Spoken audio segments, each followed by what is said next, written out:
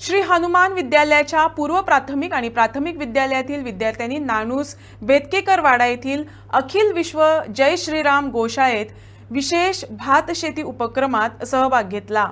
यावेळी विद्यार्थ्यांना भात लागवडीची प्रक्रिया प्रत्यक्ष पाहण्याची आणि शेतातून ताटापर्यंत अन्न पोहोचण्याचा प्रवास समजून घेण्याची संधी मिळाली।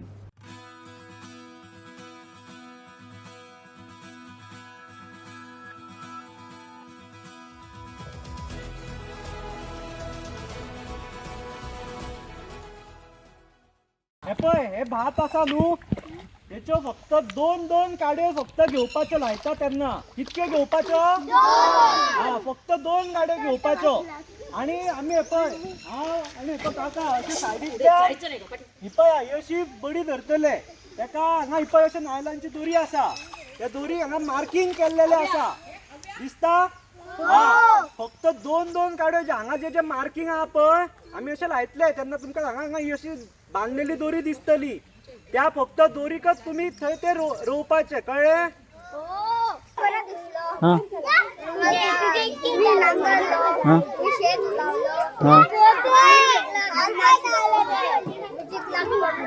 होय, मजा आली।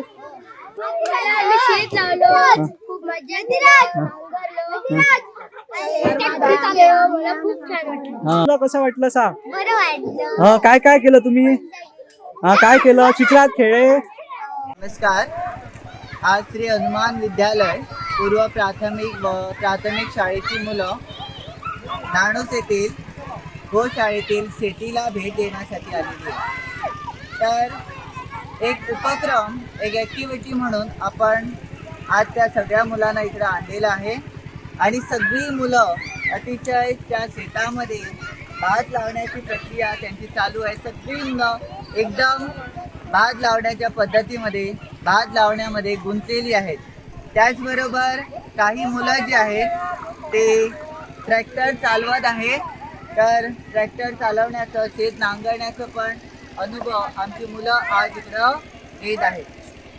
महत्त्वाचं म्हणजे मुलांना शेत म्हणजे तेवढंसं माहीत नसतं, पण आज ही मुलं प्रत्यक्ष शेतामध्ये येऊन काम करतात। अतिशय गुंतलेली आहेत ती आणि अतिशय चांगल्या प्रकारे ती शेतामध्ये शेत लावण्याचं काम, त्याचप्रमाणे ट्रॅक्टरने नांगरण्याचं काम। ट्रॅक्टर म्हणजे काय, शेती कशी लावायची, हे मुलं आज आनंदाने शिकत आहेत। ही जी शेतीची पद्धत आहे ती स्त्री पद्धत आहे आणि स्त्री पद्धत म्हणजे दोरी लावून ते शेत लावलं जातं, हे विद्यार्थ्यांना प्रत्यक्ष कळतं। तर दोरी लावून शेत लावण्यामागचं कारण म्हणजे त्याच्यानंतर मग मडणी वगैरे काढायला बरं होतं, म्हणून हे स्त्री पद्धतीची शेती इकडं केलेली आहे।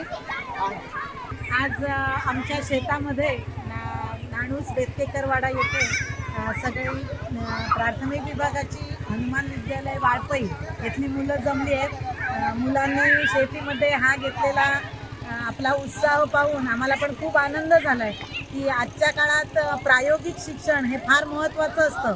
नुसतं शैक्षणिक शिक्षण असून उपयोग नाही, तर त्याचा आनंद त्यांना घेण्यासाठी प्रत्यक्ष कृती आज या ठिकाणी आपण त्यांना करायला दिलेली आहे। अगदी मुलांनी भाताचं रोप लावण्यापासून तसंच नांगरणं या सगळ्याचा अनुभव आज इथे घेताना ते दिसत आहे।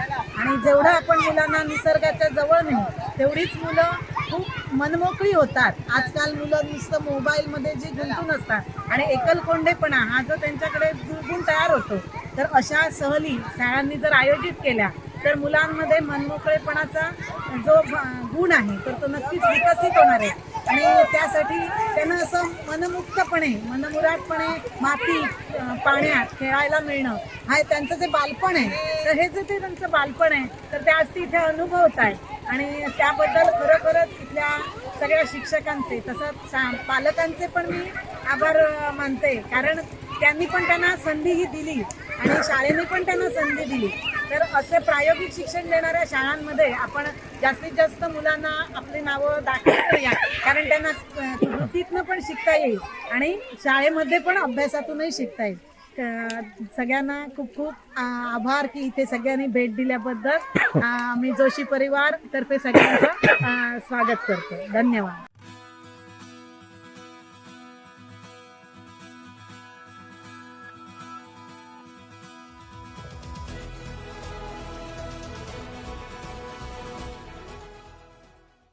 हे पळय हे भात आसा न्हू तेच्यो फक्त दोन दोन काड्यो फक्त घेवपाच्यो लायता तेन्ना कितक्यो घेवपाच्यो हा फक्त दोन गाड्यो घेवपाच्यो आणि आम्ही हे पळय आणि हे पळय काका अशी सायडीक ही पळय ही अशी बडी धरतले तेका हांगा ही पळय अशी नायलांची दोरी आसा त्या दोरी हांगा मार्किंग केल्लेले आसा दिसता हा फक्त दोन दोन काड्यो जे हांगा जे मार्किंग आहा पळय आमी अशें लायतले तेन्ना तुमकां हांगा ही अशी बांदलेली दोरी दिसतली त्या फक्त दोरीकच तुम्ही थंय ते रोवपाचे कळ्ळे